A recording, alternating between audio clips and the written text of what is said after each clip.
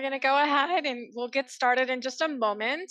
I wanted to welcome all of you to our 2024 Pre-Sales Collective Wise kickoff. Thank you so much, everyone, for joining us today. We have a very exciting session today. We are looking forward to all of our events this year for 2024 at Pre-Sales Collective and Wise, and we are thrilled to have you as a part of it. I'm very, very excited to welcome our guest, Lori Castillo Martinez, today from Salesforce. And we have our moderator of our panel discussion is Kate McArdle, also from Salesforce, who also serves on the WISE Council with me.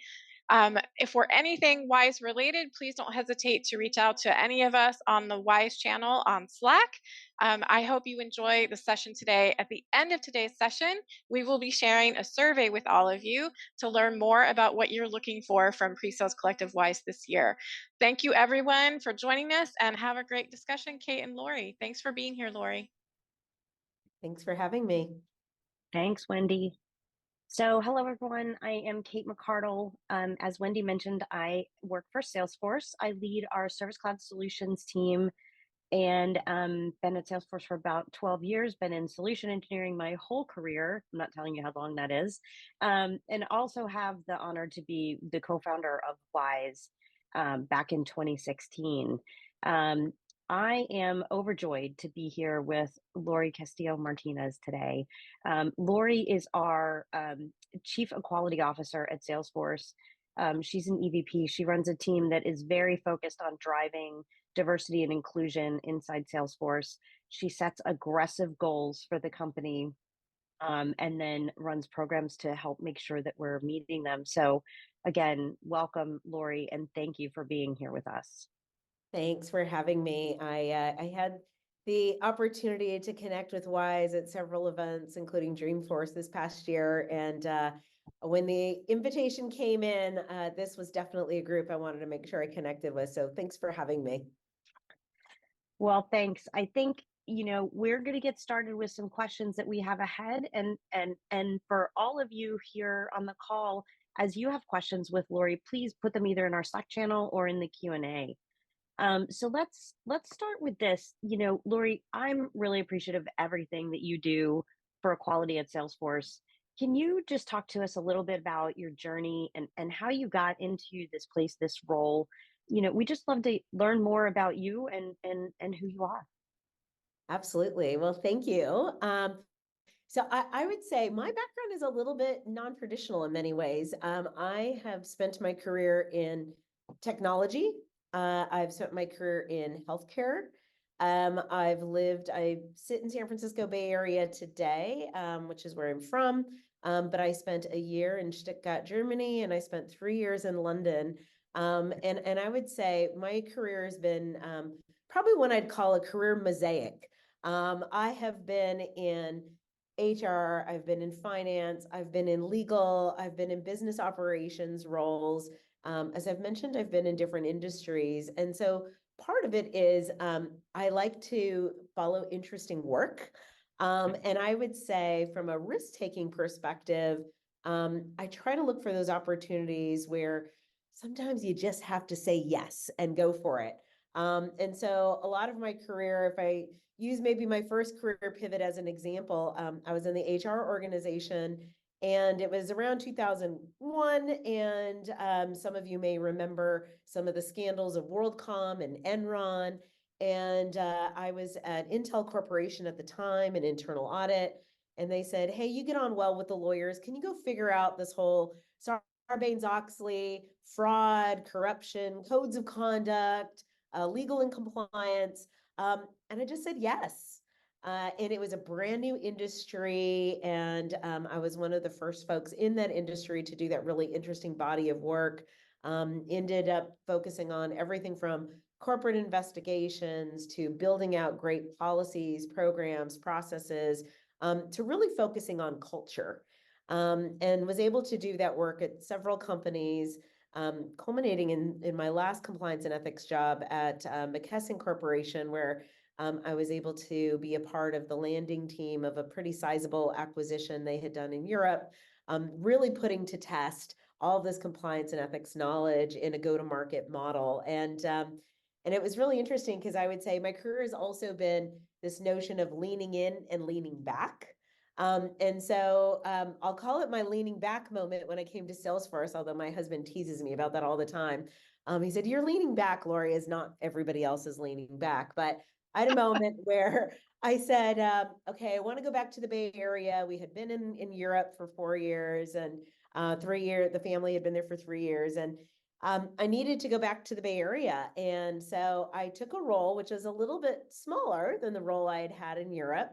I was moving again back into technology.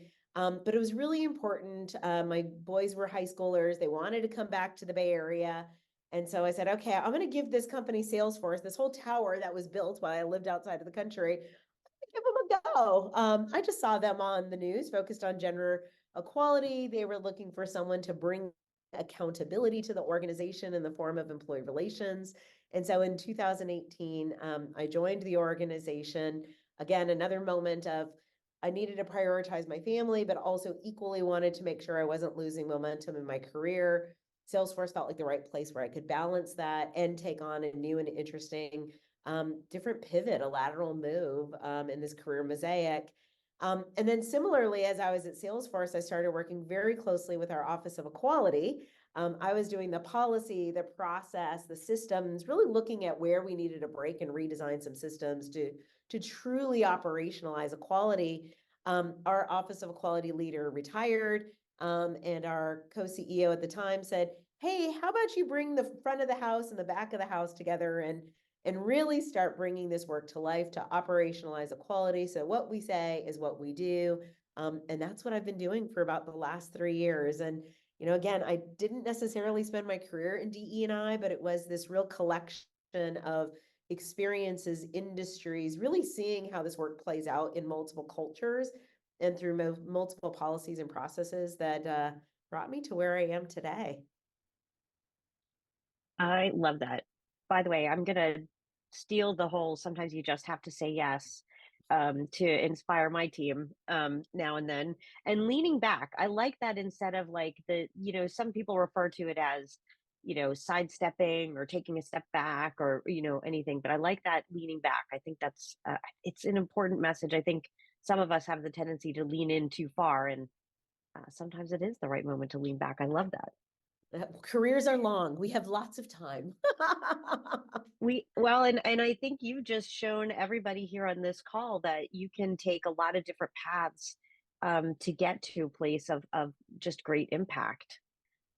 So I only know you're part of the career where you've been very, very focused on equality and diversity, not just in Salesforce, but I love the fact that you're making an impact outside the company, outside into other organizations, not just in business.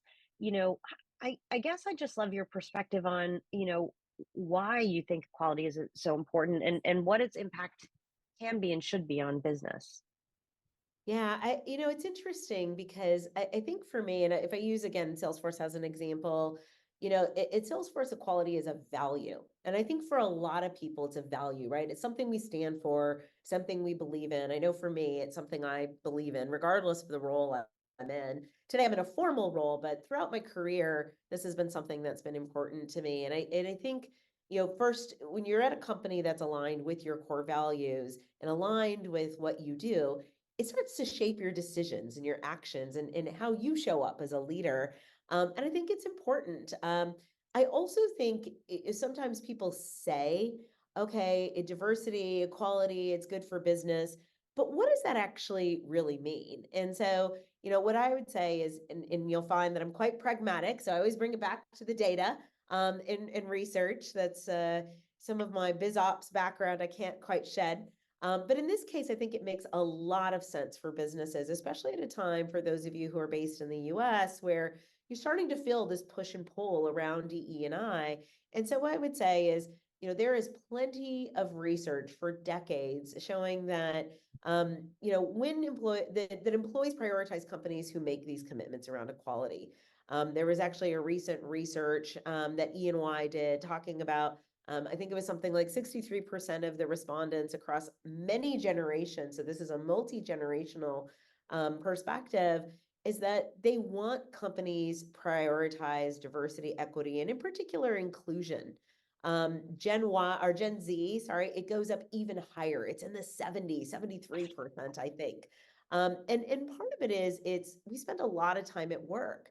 And so what you want to do is be in a place where you feel included, where you feel like you can be innovative, where you have that opportunity. And, there's some scenarios where that can be more difficult than others. And so, one of the things that is really important to me is the research that's around inclusive teams. And again, if I use some Salesforce specific research, we've looked very closely at this tie between inclusive teams and sales performance. And I'll share that with this group sort of in their solutions engineering space, because I think it's important to the work that we do in the sales space. And so what we found is that our most inclusive teams, and we have an inclusion index that we use within the company, we know they actually perform 12% better than our inclusive teams that don't score, as our less inclusive teams that don't score as well in these categories. We also know that as an individual, if you are part of one of these inclusive teams, you perform personally 6% better. So it speaks to some of that personal psychological safety that allows you to perform better, but then also being part of that greater team. It's not just the individual performance that matters, it's the amplified effect you get from having this outsized impact of a broader team. And so it's something that I know we spend a lot of time researching.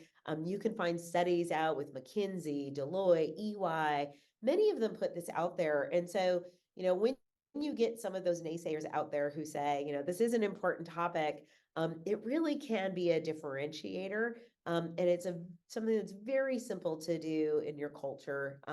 You just have to want to have that conviction, and it has to be something that's values aligned with what you stand for.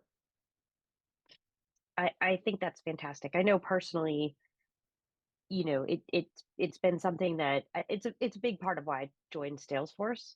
And I think the fact that you make that information available to people leaders, like, it helps me with my team just be very intentional about, like, how are we thinking about not just gender diversity and not just cultural diversity, but also acquired diversity. And so Right. not just inherent, but so I think that's I think that's great. And I love that you've got such a focus on it. So we are obviously here at Salesforce super excited that you are such a big advocate and supporter of WISE. For anybody who might be new to this group, just really quickly, WISE is Women in Solutions Excellence, or Solutions Engineering is where it started, but we've broadened it out because there's so many types of solutions roles. Our goal for WISE is to raise awareness, certainly of the role of the SE just in general, um, and to give WISE members allies and a forum to learn from everyone. What made you interested, right, in being an advocate for WISE? Absolutely. Well, I think for me, as I've talked about, some of this is what I stand for as a Latina in tech, as a woman in tech. I also went to an all-girls high school. I grew up, as I mentioned, in the Bay Area in San Jose. And so it was sort of interesting. I grew up in this very interesting world where I actually thought women ruled the world when I left school. I was in this all-girls environment. There were women in leadership, women in sports. We ran the school, right? And so it was very interesting, because that's kind of this, I'll call it, idealistic way that I entered into my first tech role. And it was a little bit of a rude awakening of, wow, there's not so many of us here. And wow, there's not so many Latinas, specifically women of color here as well. And so one of the things I had to learn very quickly was I was very fortunate, came from this place of confidence, having grown up in this space where I had seen women in leadership roles. And so it was important to me to, how do I pass that along? How do I help others? How do I continue to learn, keep that beginner's mind to navigate and make sure that I was finding those right mentors or sponsors or champions? I certainly didn't call them that earlier in my career, but that's essentially what I was finding, was that network that was going to help me, find that success. The ones who needed to give me the tough love when I needed it, and the ones that were giving me, the sunshine and bunnies when I needed that too, because sometimes we need both.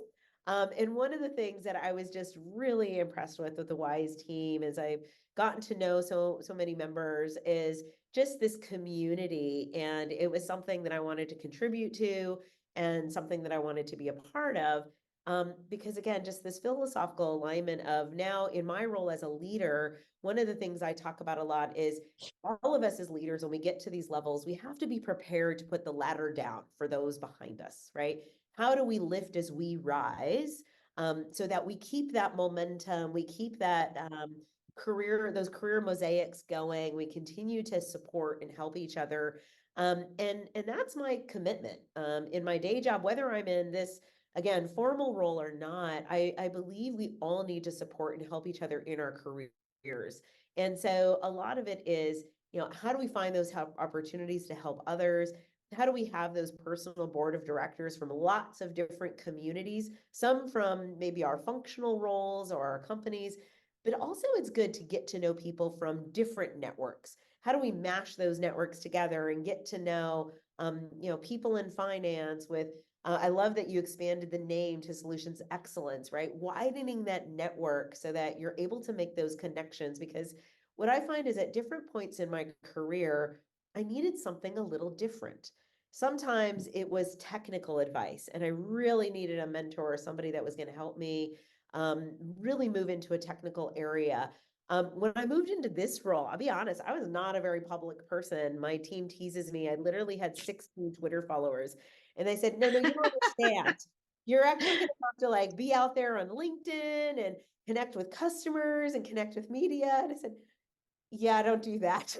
And they said, okay, Lori, we got you. Let's work together.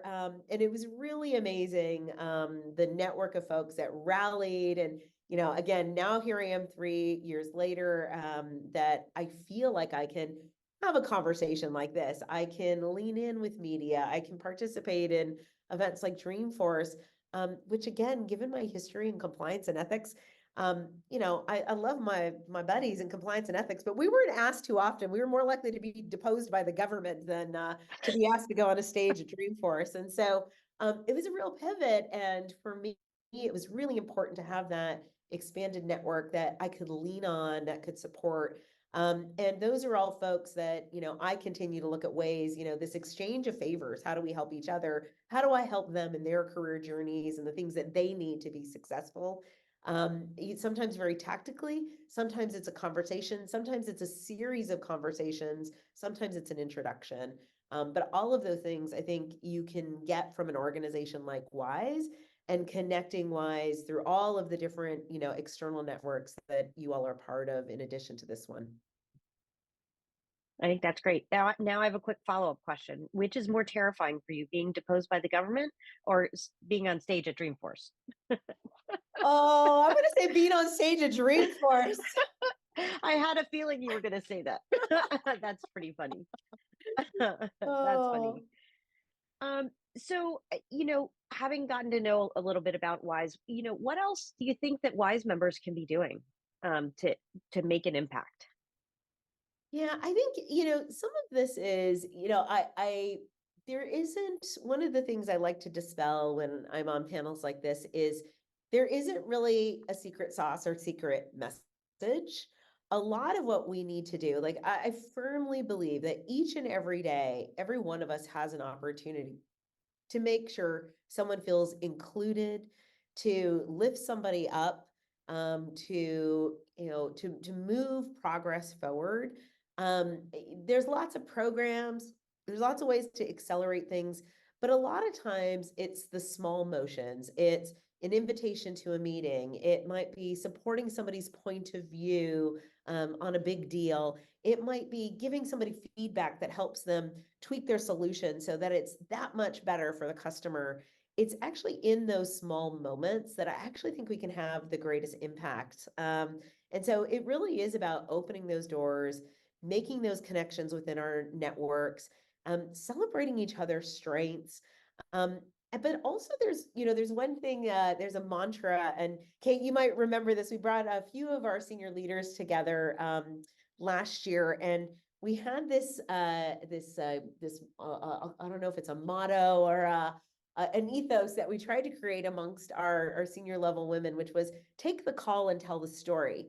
And so the idea is, when somebody else, another woman calls you, or another ally or person that you're coordinating with, or that in your network gives you a call, you take that call and you work together to either find a solution or find a great success. But then you not only celebrate that moment with yourselves, but you also tell the story. Because a lot of times I think we don't tell the story of women supporting each other or us finding the success together. And I think, or telling and finding that success with our allies. And so, we really try to think about, like, one, take the call. We all have a moment to take a call. The second thing is make sure we're telling that story so that we can learn, so that we can celebrate together. But we can also show people what that looks like. Even for our allies out there, sometimes, there can be fear. I mean, that's just it's a little bit of the reality. And so how do we dispel some of that fear? Some of that is sharing the stories of success, sharing those perspectives, and help each other move forward in whatever capacity we need in that moment. But we're all busy. We can all be too busy. My ask of this group is take a moment, take the call, and then tell the story of that celebration of success or failure if there's learning to be had. Sometimes those are the best things to share as well. I love that. I think, the event and the kind of mantra that you were talking about, that it was great for me because I think when I was part of it, what I realized was there was just not a good awareness from other female leaders in the business of where there was really great representation and where there was low representation. So that's another thing that the taking the call and learning from each other really does. Just helps bring awareness. And I think it's never an intentional, you know what I mean, like kind of you know what I mean, like, oh, this group is underrepresented. It's never ever intentional, especially not at Salesforce, but it is, I think, good for everybody to get that realization. So I think I love that. I love that. On almost every panel that Wendy or I or Leo or Kelly does here, one of the questions that we always get, and so I might be stealing somebody's question, but I know you're going to ask it, so I'll ask it now, is somebody will say, hey, I work for either a small company, or I'm the only woman in my group, or I'm the only, you know what I mean, like I'm one of only, you know what I mean, like a small piece, and I'm not a leader. Like, what would be your advice to them as far as how they can impact or potentially start a group or do something to raise awareness in their own companies? I think it's a great question. And I love it because it still comes from that place of, I can own my story. I can own what my challenges are and how I'm going to react and respond, right? We can't always control where we are or what the scenario is. Doing a little research with the team, I know that only 18% of the solution engineers are women. For those of you that are on the engineering side, and I think only 9% are leaders. And so I know that's probably a common experience that Kate just talked about for some of you. And it can be hard. I mean, the reality is it is, I mean, I'll just say it straight. You'll find this about me, pretty pragmatic, is that it can be very hard when you are just one of very few women, and it can feel overwhelming. I mean, I'll just acknowledge that up front. It can feel even a bit isolating from time to time. And so part of the advice that I give to folks is, one, make sure you have a very healthy network, whether it's within your company where there may be, to your point, Kate, broader representation in other parts of the organization, making sure you've got those connections. If you are part of an organization that has business resource groups or employee resource groups, it's a great way to find connections on, again, many different topics. Gender may be one, but it may be sustainability, it may be on people with disabilities, it may be sexual orientation, it may be religious perspectives. There's lots of different ways to connect with people that are more than just, identifying ourselves through our gender. And so what I would just say is, think holistically, find those connections, But I would also say be open to learning from lots of different types of people. I've sometimes spoken to folks in this scenario and they say, well, I really want a woman who's a mentor in the organization. And I'll say, tell me why. Like, help me understand why. And sometimes there's good rationale. There's a specific rationale. And what I might say is, okay, you might be in a scenario where you can't get that at your company today, in your department or your team, but you might be able to get it from another team, an adjacent team. Is there a way to get introductions? Or you may get it through, again, an organization like this one. But mostly what I say to people is, at this point in my career, I have had good and bad managers. I have had amazing mentors and sponsors of every gender, race, ethnicity, background, experience, countries. And I find that, as I mentioned at the top of this discussion, there's different times I need different folks.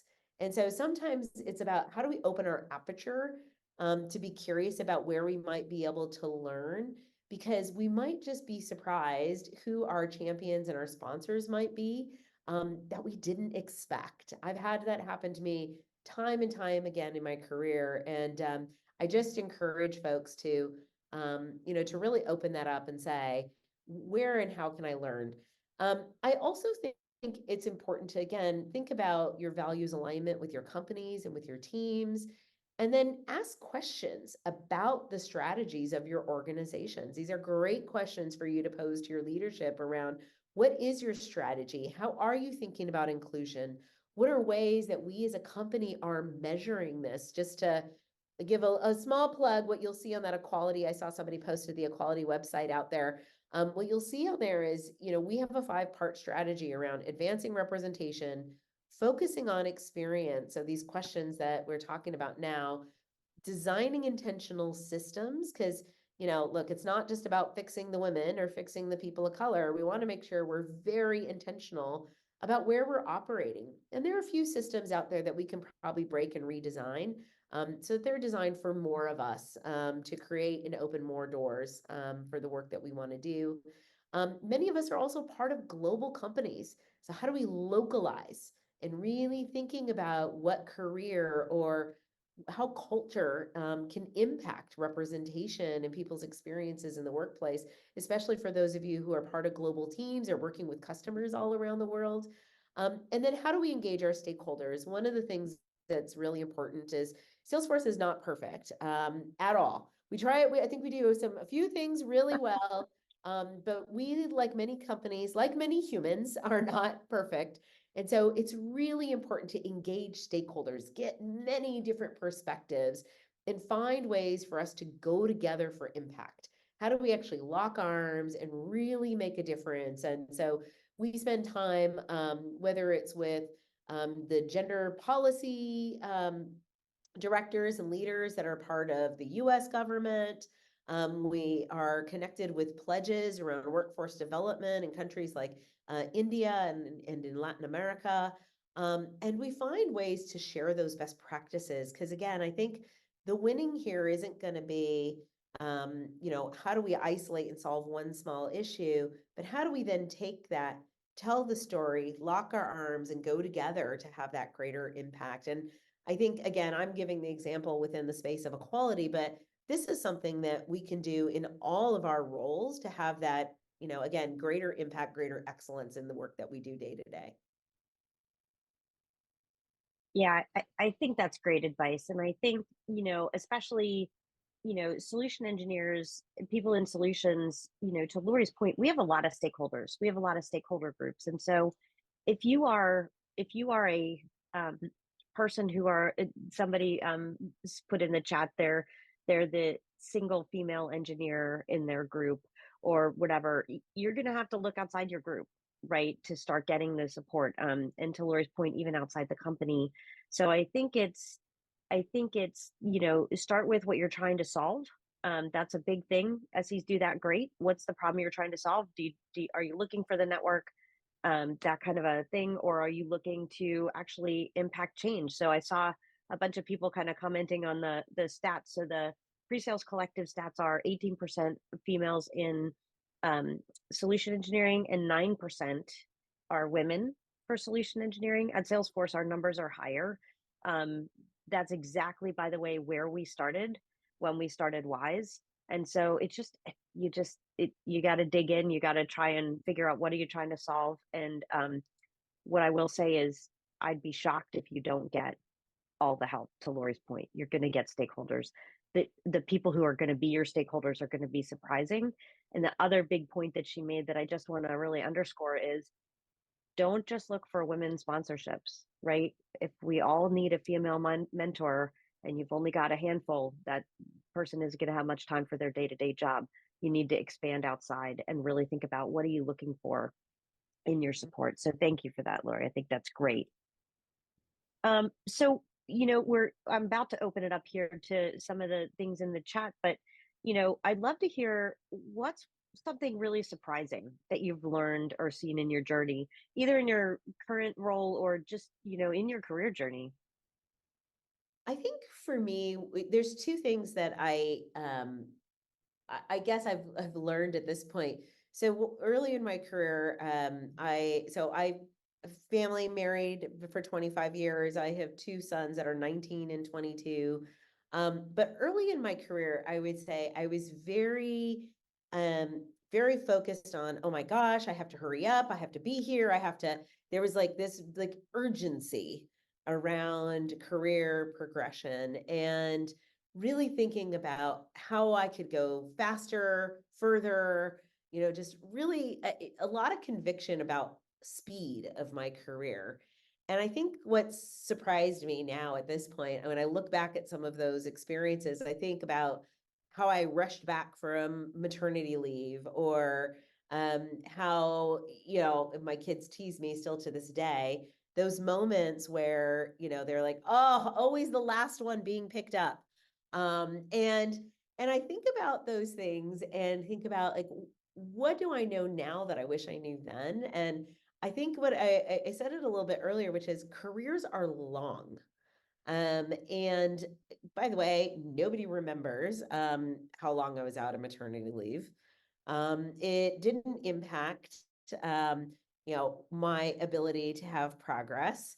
And I think for me and for lots of people that I mentor, we sometimes show up again with this notion of urgency, and if I don't do it now or never. And I think what surprised me is how untrue that is, what a true myth that is.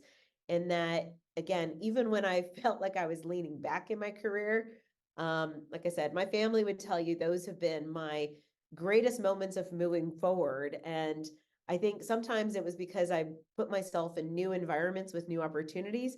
Sometimes it's because I actually gave myself a minute to think, which allowed me to be more creative and innovative and just have a wider aperture about what I was willing to do and learn. And I think all of those things together, we don't often do or reflect on. And I wish I could tell my younger self, like, take a minute, slow down. And because careers are long and nobody's going to remember whether you made this pivot or that pivot or showed up to that meeting. And I guess I'll just leave this section before we open up with one last thing. I heard a quote from one of our other senior leaders. She said, I remember all of the things that I missed of my children's childhood and of my parents as they were aging. She said, but I don't remember what I missed them for. And when I think about that quote, it's very telling. And like, sometimes, again, we let that urgency of the moment take us. And yet there are these other things in life that, we're missing, and we remember what we're missing, but gosh, was it really that important if we didn't remember what we were missing it for? And I've carried that with me since I heard it a few years ago. And I try to use that as a grounding moment to remind myself of our careers are important. For many of us, it's who we are, it's what we believe in, it's part of our soul. But at the same time, we might actually be better at our careers and the experiences and the leadership that we bring to our table if we take the moment to have some of those other things and bring the space and have the space for them in in our lives. And so it's just surprised me how important that is. And yeah, the more senior I get, the more critical it is to think that way, both for myself, but also for the teams that I'm leading and the role models that I'm setting for other people in the organization. So I try to say it out loud a lot. I love that. And based on chat, everybody is finding a lot of value in that as well. I think it is important. It was funny because early in my leadership career, I went on vacation. It was back in early days of cell phones. And so I when I was going to Maine and I told, my direct leadership team, I said, hey, I might have spotty coverage or whatever, but I'll try to check in. And I wasn't able to check in. And I got back, and one of the individual contributors on my team pulled me aside and said, "Thank you for being disconnected when you went on vacation. I always feel like when my managers check in, like I need to figure out how to do that too." She's like, "That was great." And it was completely by accident, but it was a big lesson for me. And I'm glad that I learned it, 25 years ago, because it does matter. You model the behavior, you know what I mean? Like, so it's very much not just a do as I say, but do as I do. And anyway, I think that's fantastic. And you're right. You're never going to remember the big customer meeting that you went to. You're going to remember that you missed, you know what I mean, like coaching t-ball, if that's like what drives you. I think that's so important. I love that. I wanted to take a couple of the questions that have been coming in. We got a question as far as like how to best leverage an executive sponsor. The question is about for Wise, but I'd love to start with you. Just like what would your recommendation be as far as like how to get and leverage an executive sponsor? Sure. This is really, really critical. There's a couple of rules I try to think about. And again, there's different times of your career. Sponsors are going to play a different role for you. And so one of the things I try to think about is what is that role that I am going to go into in the next, maybe one or two roles?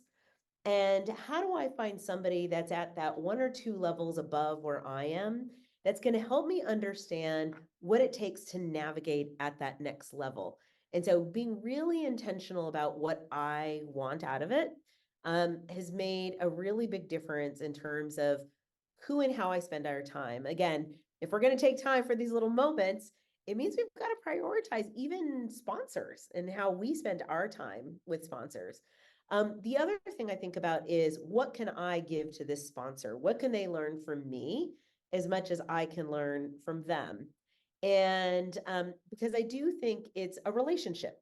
This isn't just somebody that's out there that's doing something for you.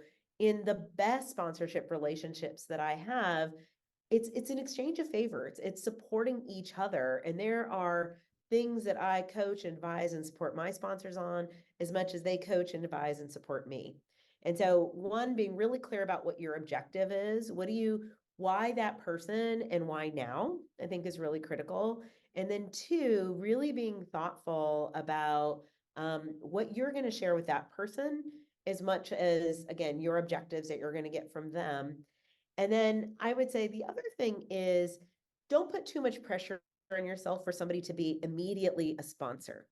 Sponsors sort of grow organically in most cases, but they all start with an introduction. And so most people say, "Oh, it's so awkward. Do I go in and say, 'Will you be my sponsor?'" And usually what I say to folks is don't start there. Start with the relationship. It's about fostering and investing that time. And if it's not somebody that you know well, because sometimes our sponsors are not people we know well, but my bet is someone in your network knows that person and is willing to do an introduction.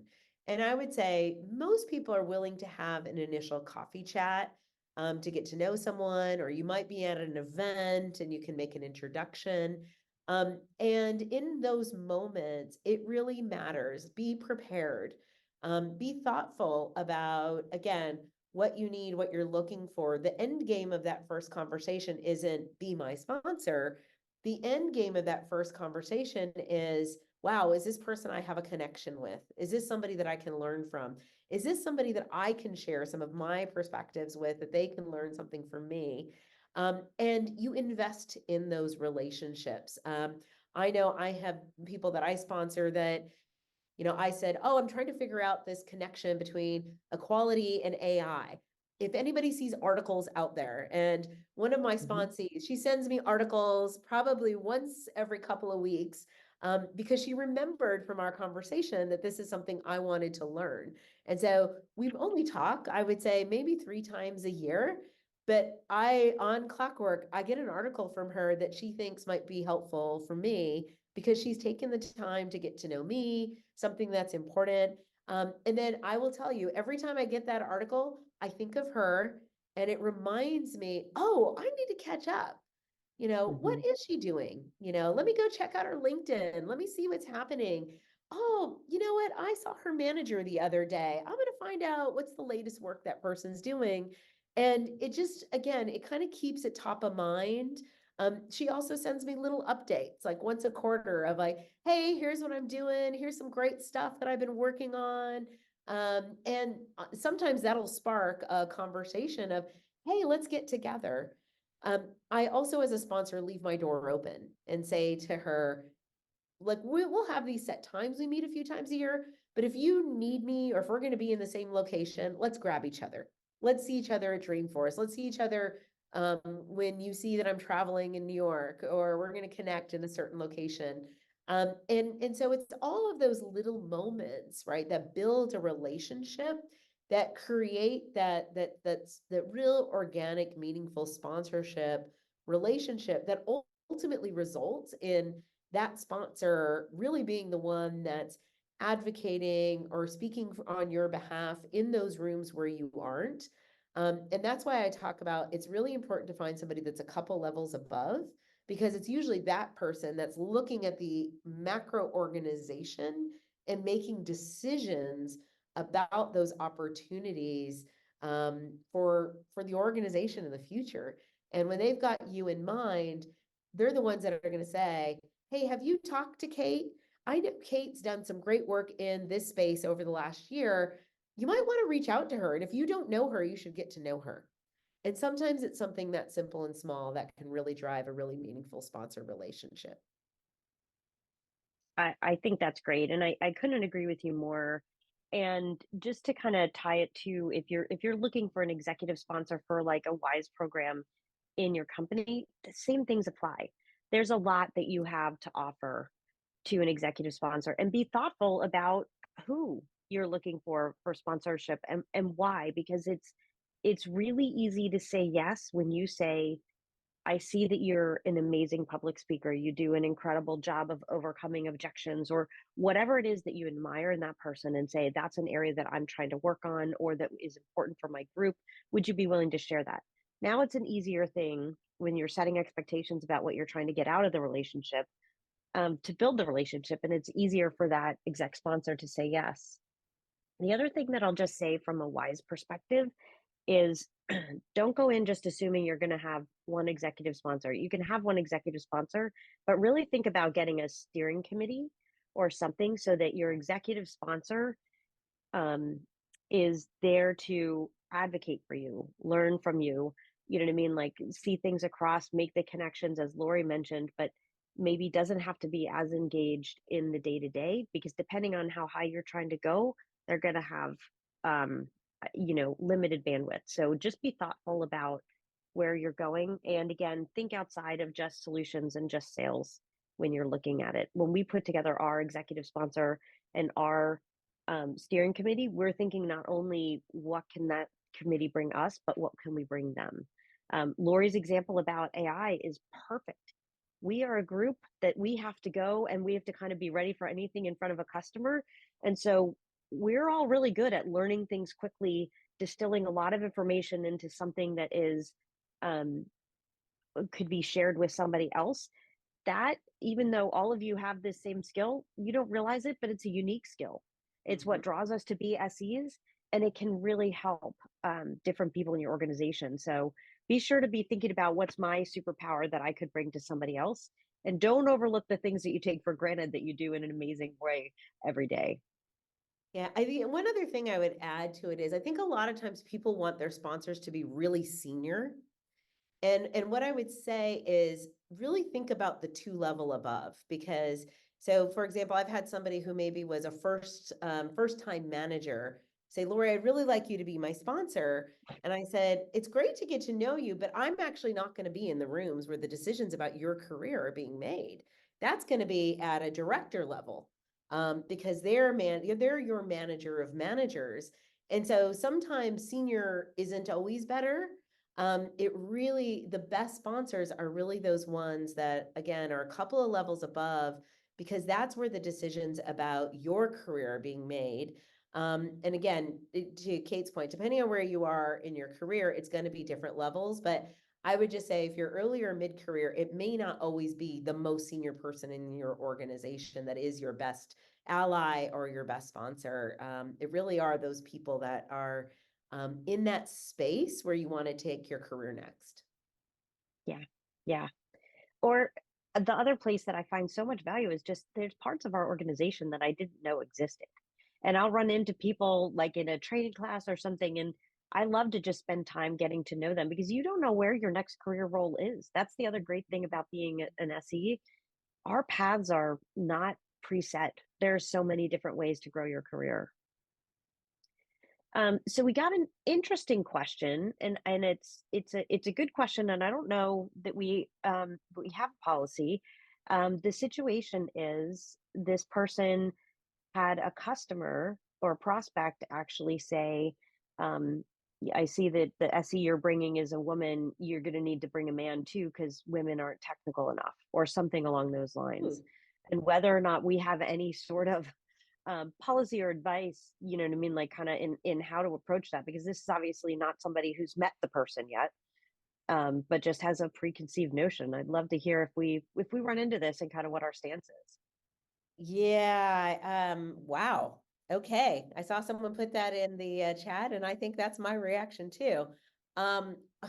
What I would say is, we get to decide. This is what we stand for in our values. We're going to bring the right people for the right job, regardless of what their background is. And so I would say that would be our stance.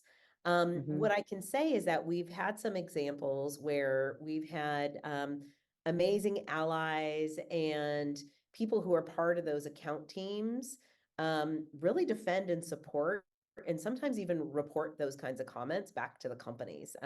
In my past life, I was in employee relations, and we did many of investigations where people made inappropriate comments. And so you may have those types of channels within your organization where you can raise these types of concerns. But in the moment, whether it's an inappropriate comment or something of this sort, maybe even harassment, this can happen. The most important thing that's happened is understanding how to be that strong ally and how to speak up for your colleagues in your team. And, I'm very proud of the many stories I've heard where our allies are, and team members and leaders are standing up for the people on their team, and ensuring that there's fairness and equity in these processes and how we show up.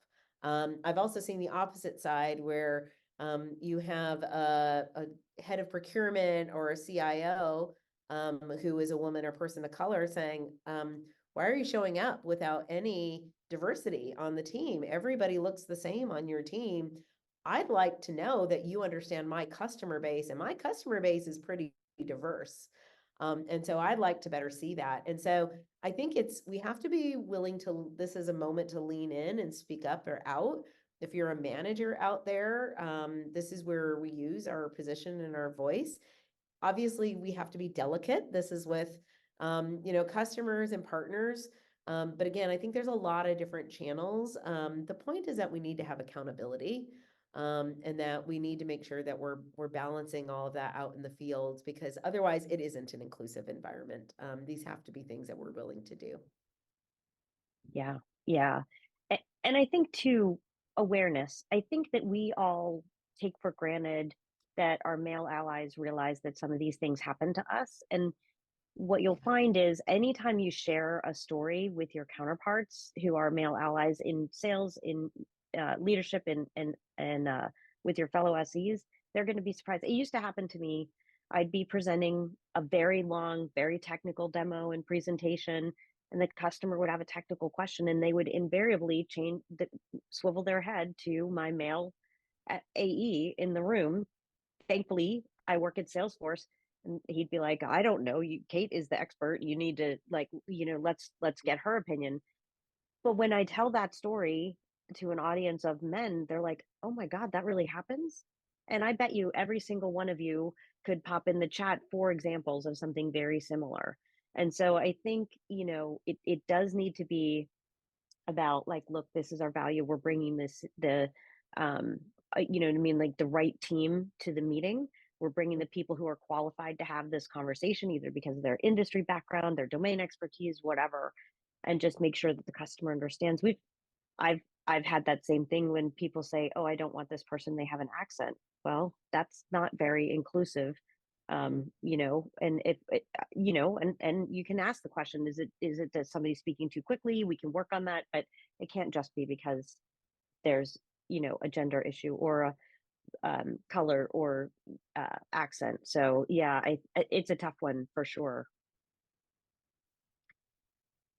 Okay, let's go to an easier one. Um, so somebody had just asked, and I'll hit this one quickly. Um, any specific examples of how Salesforce Wise leverages the Wise community and how we're able to connect? So, full disclosure, when we started Wise, it was because there were 3 women in a room full of 75 men, and we were like, all right, this is a problem. We need to do something.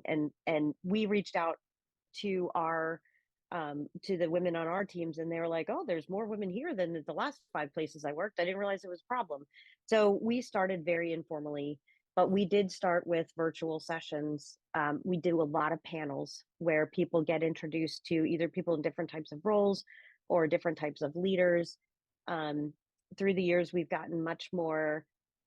We're bigger, right? We're 1,100 in the US and like 2,000, I think, globally inside Salesforce. We have committees where we focus on things like education. We have committees that focus on volunteering and giving back. We try to do a lot with just awareness, which is, kind of where PreSales Collective certainly comes in and helps as well.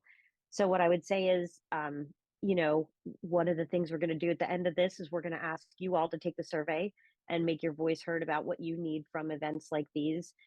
Do the same thing inside your company, right? Like, what do people want? What do they need?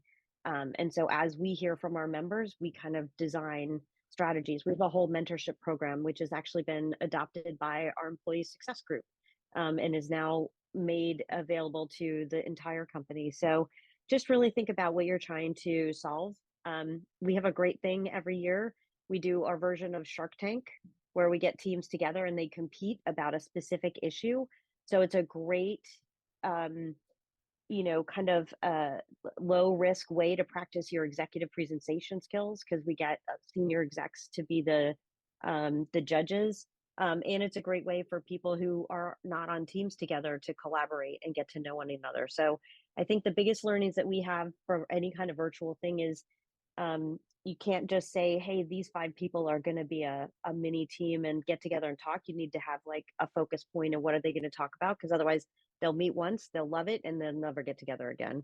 And then the second thing is, we are all SEs, so we're pretty results driven. So think about, like, what are the results you're trying to drive, and then you're going to be able to get just more volunteers than you know what to do with, and it's going to be remarkable. Okay, let me see. I'm trying to catch up on the other questions. I think we have one more. We have time for one more question. And Lori, I don't know. Do we have neurodiversity policies and kind of like a focus on belonging at Salesforce? Yeah, so we have within Salesforce what we call our Office of Accessibility. And so within our Office of Accessibility, there is both a dedicated focus, but then also within our equality groups or our business resource groups, a group that focuses on neurodiversity. And we've looked at everything from Slack engagement to, at some of our events, do we have quiet spaces that we set aside for folks. And so really thinking about this, again, from a holistic point of view, where there are accommodation policies that are, again, more official through HR. Oh, sorry, my lights went out. I'm in a dark room. I didn't move around enough. Our sustainability is turning out my lights. We and so it's everything from, what are the kind of policies that you put in place that allow for accommodations, to allow people to be successful, to manager training, how to manage a neurodiverse community, to, again, specialized ways that we engage in our events, so that people feel like they can lean in when they need to, but also take a break, from everything that's going on if they need that as well. And so it's something we continue to learn and listen. One of our ways that we really do this is, how do we do the deep listening to understand from our community what they need the most? And so it's one thing to have kind of high level policies or programs. It's another to say, what do you need in the moment to make a difference? And how do we respond to that with action and with facts that'll make a difference? And so our Office of Accessibility is amazing. There's probably somewhere on our website that has a little more details about some of the work that we do, but also happy to connect folks with that team if there's other questions or a connection that someone wants with that group. They're really phenomenal, and they do a lot of great work around our neurodiversity community, and working with our managers and leaders to make sure that that community feels welcome and included within Salesforce as well. Thank you, Lori. We really appreciate you being here with us today. Is there anything that you want to ask us, or kind of any of the pre-sales members, or anything before we wrap up here?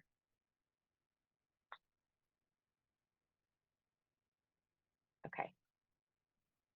Thank you so much for being with us today.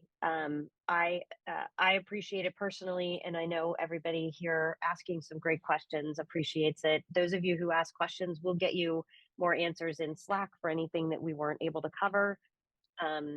I know I am taking away the sometimes you just have to say yes, leaning back.